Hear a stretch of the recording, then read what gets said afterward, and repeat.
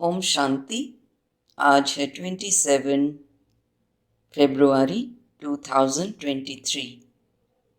आइए हम सुनते हैं परमपिता शिव परमात्मा के अनमोल मधुर प्यारे महावाक्य। मीठे बच्चे, बाप आए हैं बेहद सृष्टि की सेवा पर। नर्क को स्वर्ग बनाना यह सेवा कल्प कल्प बाप ही करते हैं। मीठे बच्चे, बाप आए हैं बेहद सृष्टि की सेवा पर।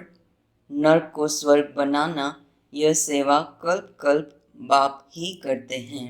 प्रश्न: संगम की कौन सी रस्म सारे कल्प से न्यारी है? संगम युग की कौन सी रस्म सारे कल्प से न्यारी है? उत्तर: सारे कल्प में बच्चे बाप को नमस्ते करते हैं, लेकिन संगम पर बाप बच्चों को नमस्ते करते हैं। बाप कहते हैं, मैं तुम सिकिलधे बच्चों की सेवा पर उपस्थित हुआ हूँ, तो तुम बच्चे बड़े ठहरे ना। बाप कल्प के बाद बच्चों के पास आते हैं, सारी सृष्टि के कीचड़े को साफ कर नर्क को स्वर्ग बनाने। बाप जैसा निराकारी निरअहंकारी और कोई हो नहीं सकता। बाप अपने थके हुए बच्चों के पांव दबाते हैं। ओम शांति। बाप आने से ही पहले पहले बच्चों को नमस्ते करें या बच्चे बाप को नमस्ते करें? ब्रैकेट में लिखा है बच्चे बाप को नमस्ते करें।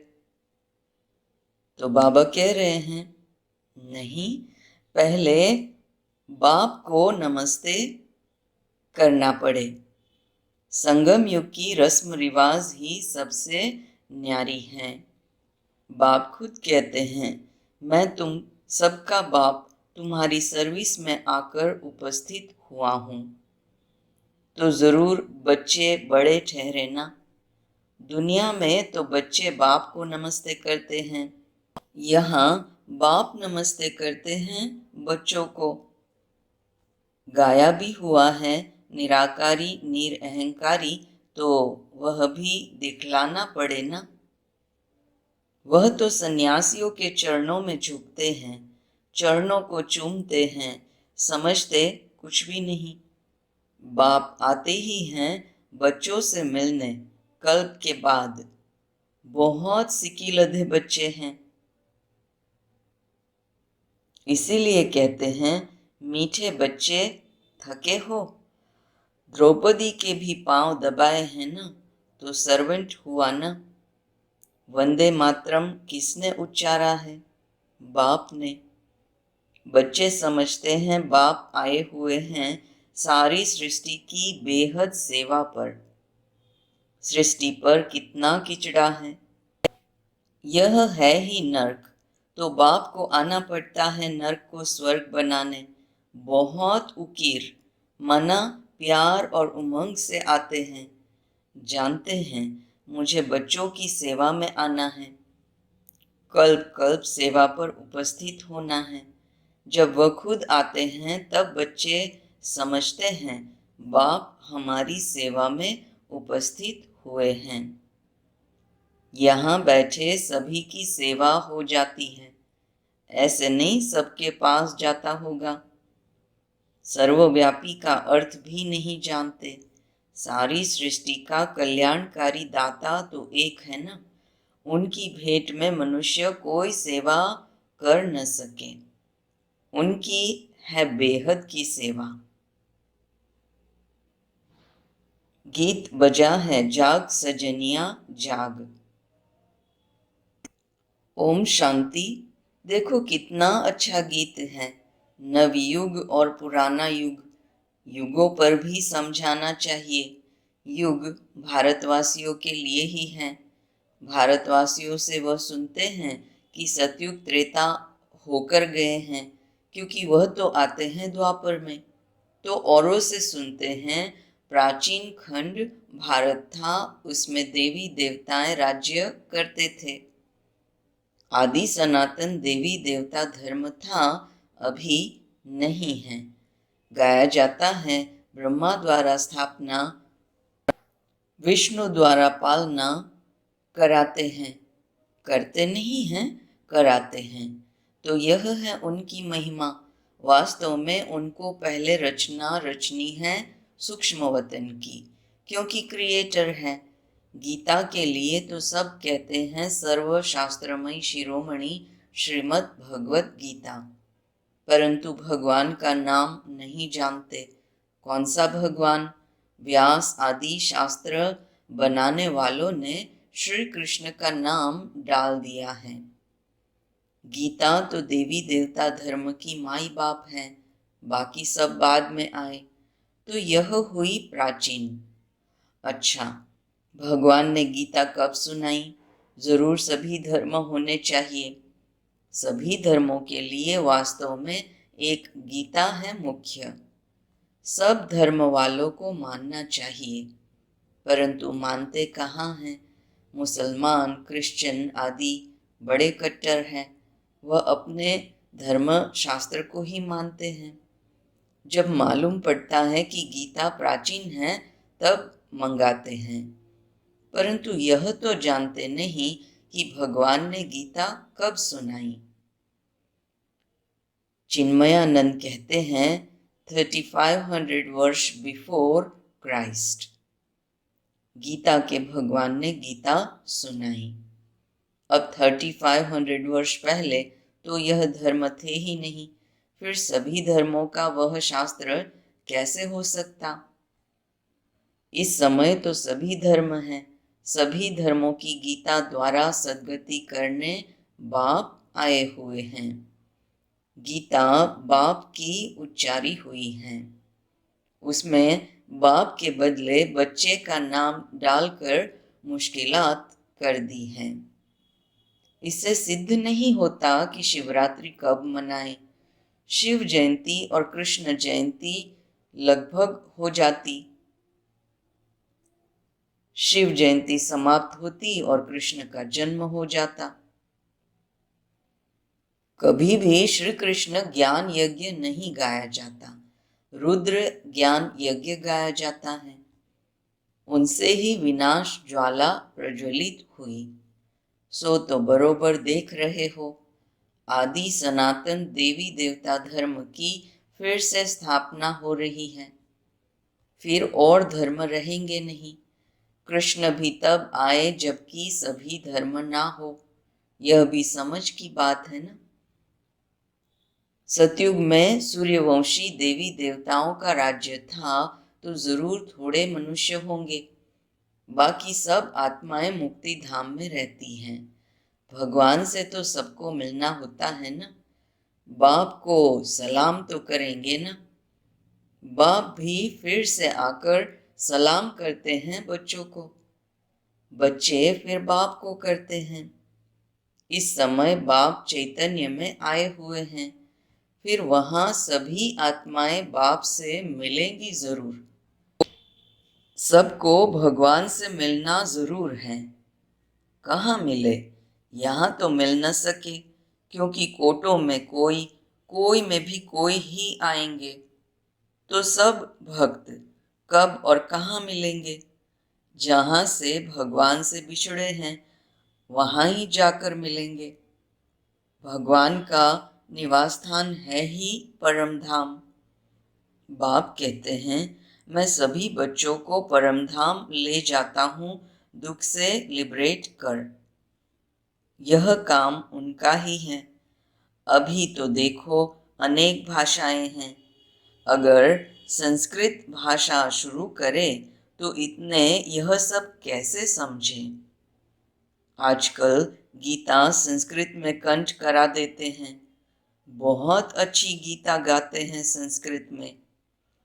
अब अहल्याएं, कुब्जाएं, अबलाएं संस्कृत कहाँ जानती? हिंदी भाषा तो कॉमन है। हिंदी का प्रचार जास्ती है। भगवान भी हिंदी में सुना रहे हैं। वह तो गीता के अध्याय बतलाते हैं, इनके अध्याय कैसे बना सकेंगे? यह तो शुरू से लेकर मुरली चलती रहती है। बाप को आना ही है पतित सृष्टि को पावन बनाने। हेवनली गॉडफादर तो जरूर स्वर्ग ही क्रिएट करेगा, नर्क थोड़े ही रचेगा। नर्क की स्थापना रावण करते हैं, स्वर्ग की स्थापना बाप करते। उनका राइट नाम शिव ही है। शिव अर्थात बिंदी। आत्मा ही बिंदी है ना। स्टार क्या है, कितना छोटा है। ऐसे थोड़े ही आत्माएं ऊपर जाएंगी तो बड़ी हो जाएंगी। यह तो भ्रुकुटी के बीच में निशानी दिखाते हैं। कहते भी हैं भ्रुकुटी के बीच में चमकता है अजब सितारा। तो जरूर भ्रुकुटी में इतनी छोटी आत्मा ही रह सकेंगी। तो जैसे आत्मा है वैसे परमात्मा। परंतु वंडर यह है जो हरेक की इतनी छोटी सी आत्मा में सभी जन्मों का पाठ भरा हुआ है, जो कभी घिसता नहीं है, फॉर एवर चलता रहेगा। कितनी गुह्य बातें हैं। आगे कब यह बातें सुनाई थी क्या? आगे तो कहते थे लिंग रूप है, अंगुष्ठाकार है। पहले ही अगर यह बातें सुनाते तो समझ नहीं सकते। अभी बुद्धि में बैठता है। स्टार तो सब कहेंगे, साक्षात्कार भी स्टार का होता है। तुमको साक्षात्कार किस चीज का चाहिए? नई दुनिया का। नई दुनिया स्वर्ग रचते हैं बाप, वही सबको भेज देंगे। खुद एक ही बार आते हैं। अब मनुष्य मांगते हैं शांति, क्योंकि सभी शांति में ही जाने वाले हैं। कहते हैं सुख काग विष्टा समान है। गीता में तो राजयोग लिखा हुआ है, जिससे राजाओं का राजा बनते हैं। जो कहते हैं सुख काग विष्टा समान है, तो उनको राजाई कैसे मिले? यह तो प्रवृत्ति मार्ग की बात है। सन्यासी तो गीता को भी उठा न सके। बाप कहते हैं सन्यास दो प्रकार के हैं। यूं तो सन्यासियों में भी बहुत प्रकार के हैं, यहाँ तो एक ही प्रकार का सन्यास है। तुम बच्चे पुरानी दुनिया का सन्यास करते हो। गृहस्थ व्यवहार में रहते कमल फूल समान रहना है। कैसे रहते हैं सो इन्हों से पूछो। बहुत हैं जो ऐसे रहते हैं। सन्यासियों का यह काम नहीं है। नहीं तो खुद क्यों घर बार छोड़ते? Charity begins at home. पहले पहले तो स्त्री को सिखलाएं। शिव बाबा भी कहते हैं पहले पहले मैं अपनी स्त्री यानी साकार ब्रह्मा को समझाता हूं ना। Charity begins at home. Shiv Baba का यह चैतन्य होम है। पहले पहले यह स्त्री सीखती, फिर उनसे एडॉप्टेड चिल्ड्रन नंबरवार सीख रहे हैं। यह बड़ी गुह्य बातें हैं।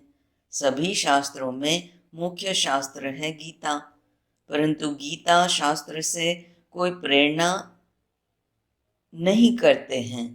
वह तो यहाँ आते हैं, यादगार भी हैं। शिव के अनेक मंदिर हैं। खुद कहते हैं मैं साधारण ब्रह्मा तन में आता हूँ। यह अपने जन्मों को नहीं जानते। एक की बात तो है नहीं, सभी ब्रह्मा मुख वंशावली बैठे हैं। सिर्फ इस एक को ही बाप समझाएं। परंतु नहीं, ब्रह्मा मुख द्वारा तुम ब्राह्मण रचे गए, सो तो ब्राह्मणों को ही समझाते हैं। यज्ञ हमेशा ब्राह्मणों द्वारा ही चलता है। उन गीता सुनाने वालों के पास ब्राह्मण है नहीं, इसीलिए वह यज्ञ भी नहीं ठहरा। यह तो बड़ा भारी यज्ञ है। बेहद के बाप का बेहद का यज्ञ है। कब से देगियां चढ़ती आई हैं, अभी तक भंडारा चलता ही रहता है। समाप्त कब होगा? जब सारी राजधानी स्थापन हो जाएंगी। बाप कहते हैं तुमको वापिस ले जाएंगे, फिर नंबरवार पाठ बजाने भेज देंगे।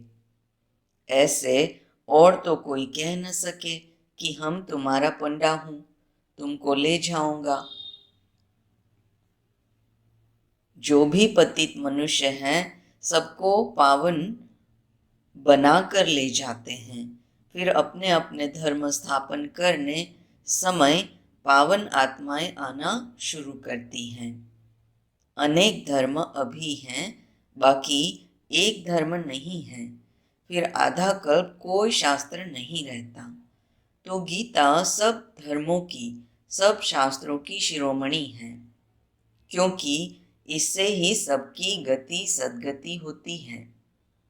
तो समझाना चाहिए सद्गति है भारतवासियों की, बाकी गति तो सबकी होती है। भारतवासियों में भी ज्ञान वह लेते हैं जो पहले पहले परमात्मा से अलग हुए हैं, वही पहले ज्ञान लेंगे, वही फिर पहले पहले जाना शुरू करेंगे। नंबरवार फिर सबको आना है। सतो रजो तमो से तो सबको पार करना है। अभी कल्प की आयु पूरी हुई है, सभी आत्माएं हाजिर हैं, बाप भी आ गए हैं, हरेक को अपना पार्ट बजाना है। नाटक में सभी एक्टर्स इकट्ठे तो नहीं आते, अपने अपने टाइम पर आते हैं। बाप ने समझाया है नंबरवार कैसे आते हैं, वर्णों का राज भी समझाया है। चोटी तो ब्राह्मणों की है, परंतु ब्राह्मणों को भी रचने वाला कौन है? शूद्र तो नहीं रचेंगे। चोटी के ऊपर फिर ब्राह्मणों का बाप ब्रह्मा, ब्रह्मा का बाप फिर है शिव बाबा। तो तुम हो शिव वंशी, ब्रह्मा मुख वंशावली। तुम ब्राह्मण फिर 100 देवता बनेंगे। वर्णों का हिसाब समझाना है। बच्चों को राय भी दी जाती है।